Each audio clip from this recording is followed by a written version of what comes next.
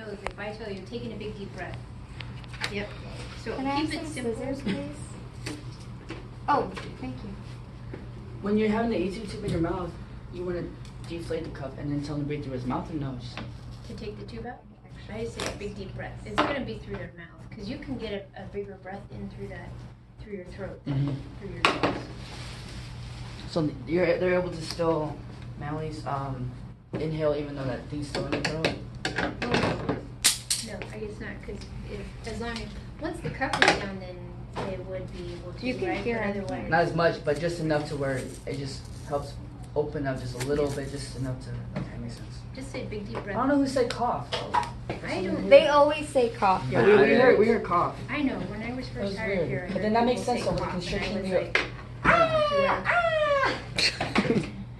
Yeah. so what just you like what that. you can do is already fold this in, Oh. and then it's a lot shorter piece, and then it gives you an idea of how big of a neck piece. Because all you're doing is covering the back of your neck. Okay, so it can be short. So it can be Right. like 6 inches, 7 inches. Then they were telling me something different. Yeah. They were having it go long. Yeah, make them longer because it's easier. Well, no. Because Okay. what happens if you have too much backing, then this comes up here, and now you don't have any tape to stick in the patient's face. Okay. So, things that, I guess first we start with indications.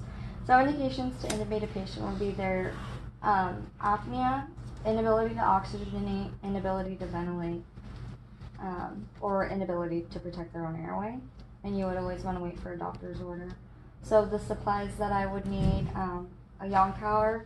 You obviously need a laryngoscope with a macro and roller blade. A stylet, an ET tube. I'm using, I think this is a 7.5, but they always say to have 2. So either one smaller or one bigger. Lube for the ET tube. A syringe to inflate the cup, and then a colorimetry to Say entitled. end-tidal. Okay, end-tidal CO2 to ensure that your patient is, I guess, breathing. Ensure your tube is in the right place because you have CO2. BVM, so we have a mask and a PEEP valve. And am I missing anything? You would PPE if you have it. Oh yeah, right. So gloves and then a mask and I guess a gown, but probably not. For PPE, No, I'm just. lube, end tidal, What do you need to do before you pre-oxygenate a patient. and before you actually? Can I?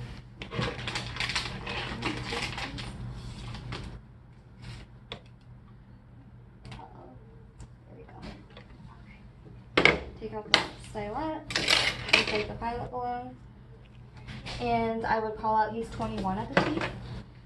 And then colorimetry, yep, we've got PEEP. Start behind him. So now I would also take for bilateral breath sounds, ensure that he has chest rise.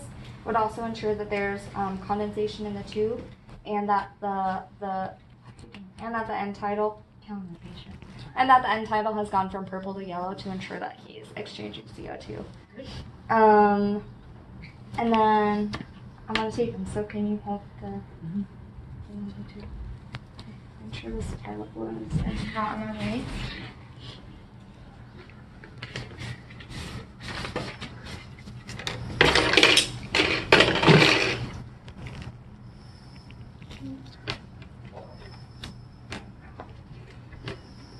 Remember, G, if you have the ability to have 2 fingers there and 3 fingers on the jaw. That? Yep. Okay. You see, if that patient wakes up and they're going side to side, your hand is going to go with them. Comfort having you out here, huh? Yep. Yeah. And it's actually a little bit easier for her to tape because you can even, if you have to do like a Spider-Man thing with your fingers. So I'm gonna go above the lip. Make sure he's got a little tab over here so that we have some support. I think I made this too long.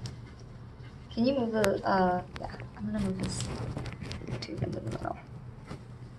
Just pretend that didn't happen, okay guys? Okay.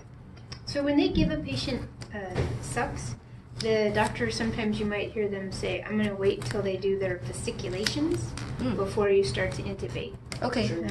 That is where they like almost do, it's not like a seizure, but they go through this whole kind of tightening of their muscles for just a second. It's the paralytic acting. So Right. when you hear a doctor say, did they already do the fasciculations, that's what they're referring to. That's what they meant. Need a doctor's order. It's like, got it.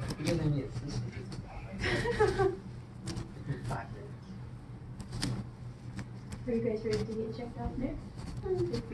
I'm in no hurry, so don't let me have you guys think I'm badgering you.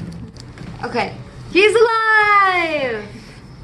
Okay, so let's just say this patient is now on the vent. He's done his spontaneous breathing trial, and now we're ready to extubate. So, what do I need for extubation? A towel. I need a suction and an inline bowler to make sure all that icky stuff is out of his throat. I'm gonna suction him in and out, like that. Before you start working on the patient, what else do you need to make sure you have? We have a doctor's order. Very good. Obviously. Is that supposed to be during intubation too? Or because I thought you needed doctors. No, on you the can do it in intubation. emergency. What you really need to make sure you have is an order to manage your ventilator. Okay. Because the doctor will either give you specific settings or they'll say manage the vent per protocol. So you need to have that to cover yourself, because if you don't, you shouldn't be on a ventilator. So my man has been suction. I've got a syringe so that I can deflate his cuff. I'm gonna make sure I have racemic epi on hand in case of stridor, and I'm also gonna ensure that I have an intubation kit just in case he needs to be reintubated immediately. I know you said towel, but what did you say one other thing? Can, Okay. but that's after I pull the tube. But you want to have it in the room. Okay, so in the room, got emergency intubation. I've got a trach just in case something goes terribly wrong. Got some cam. Okay, now we're gonna extubate this guy. Mr. What's his name? Is there anyone? Do we need to hold that tube or no? Usually, you'll have a nurse or somebody else Nurse. while you're doing that. Nurse, can you hold my tube? RT, can you hold my tube, please? Thank you. Should I pop that tape right there? Or not? Yeah, I got it. Sorry, guys. Okay, so my cuff has already been deflated, and then I'm gonna place him in a semi-Fowler's position, so he's upright, and then I'm just gonna have him cough, and Oh, what? I cough. Not cough. He's not gonna cough. He's not gonna cough because we don't want to make him Take a big deep breath. big deep breaths, and then he's gonna naturally cough as I pull out the tube. Yes. He's alive. I've listened to his trach. No stridor, because he's healthy. Okay. I'm gonna give him a cam to make him feel better. Yes. Probably give him some Ativan so he could take a little nap. And then I'm gonna. That's all. Good. Okay. Anything So, else? no, I'm just, when I'm extubating a patient, I have my order right. I've already gotten my towel, my syringe, my nasal cannula. I've gone into the room, tell the patient, we're going to get that tube out. They're usually pretty excited. I hit 100% on the vent and let it start pre-oxygenating my patient while I'm getting all my supplies together. I'll make sure I already have my cam or my cannula hooked up, and I'll actually kind of loop it around the rail of the beds or tuck it under the pillow so it's good and close by. Have it at the head of the bed somewhere. I'll suction the ET tube. I'll suction the mouth. We'll loosen the tape or the anchor fast. When that's good and loose, then I deflate my cuff. Then I tell them to take a breath. If you deflate the cuff too soon, they'll start coughing, because even though you think you've gotten all There's that air saliva out, moving and it'll irritate them. So then they're going to start coughing, which is going to possibly damage the vocal cords. Okay. So you did everything great. I'm just trying to have you guys see the other routine. Always make sure you oxygenate them. And if you need more time, you just hit 100% on the vent and let it keep doing its thing while Make you're sure getting he has all good your sat- So they're still hooked up to the ventilator. Yep. And we're cutting the tape, and then once everything's like, while someone's holding the tube, of course. then that's when I go ahead and Yeah, so what I'll even do unhook is, it, and then I. just before I start taking the tape off, I'll put the vent in standby, because you don't want to pull the ET tube out with the vent still cycling, because then you're going to get sprayed with everything that's on that tube. So in the Is split it standby second, similar to? No. Standby is like your vent is like off but not on. But just enough time for you. yeah, To, Right. it's like just Yeah, enough to everything lift the, temporary. because we use a servo, you lift that little tray, you hit standby, it does that doot doot doot doot, and by then you're telling the patient take a deep breath. You guys are good, it's just a matter of coming up with what's, you know all your Experience. parts. The